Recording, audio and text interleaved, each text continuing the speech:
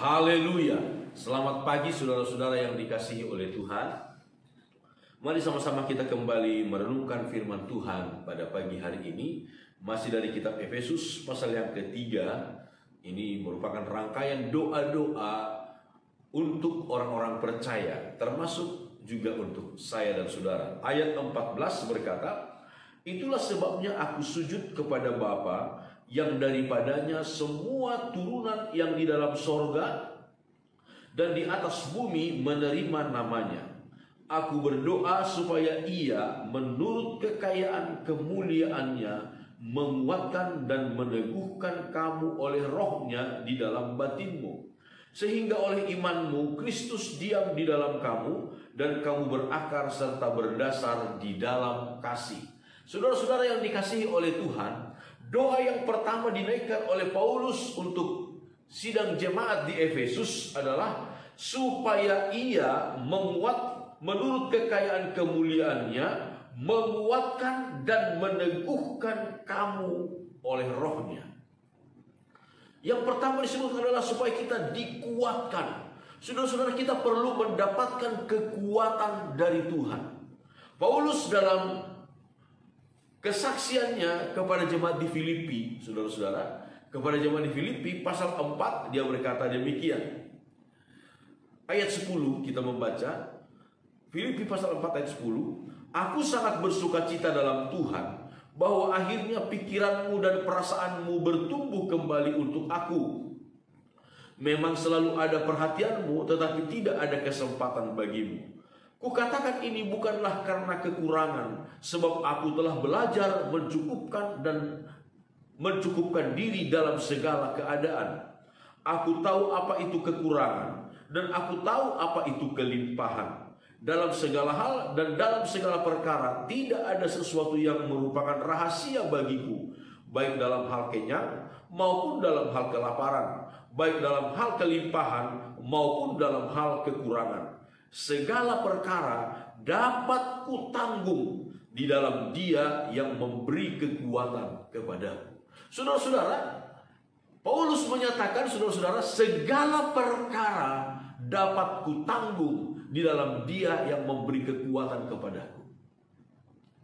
Perkara apa? Perkara susah maupun perkara yang senang, saudara-saudara.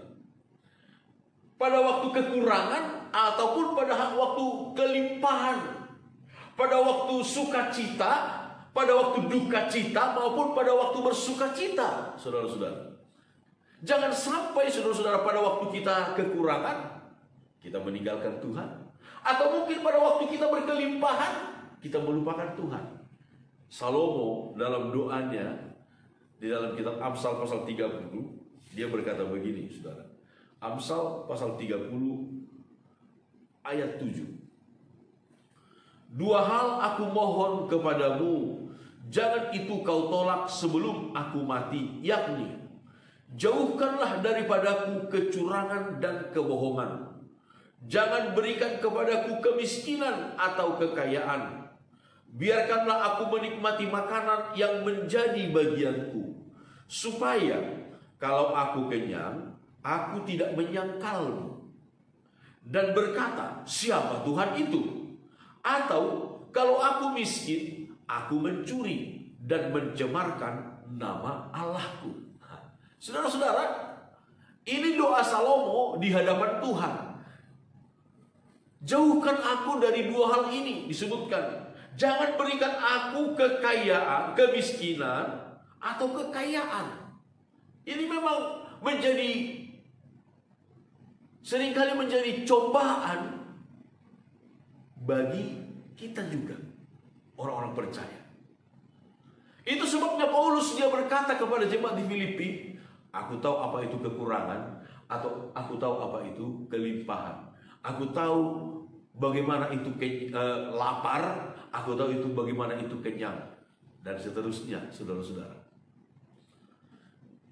Kita perlu memohon kekuatan dari Tuhan, supaya kalau kita dalam keadaan susah, kita tidak menjadi berdosa kepada Tuhan, saudara-saudara.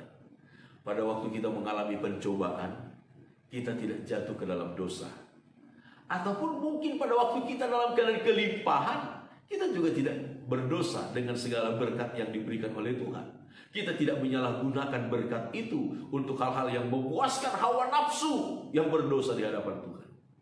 Itu sebabnya kita pun biarlah kita berdoa kepada Tuhan. Tuhan, berikan saya senantiasa kekuatan untuk dapat berjalan di jalan-Mu yang benar, untuk dapat berjalan sesuai dengan kebenaran firman Tuhan. Amin. Tuhan memberkati kita semuanya.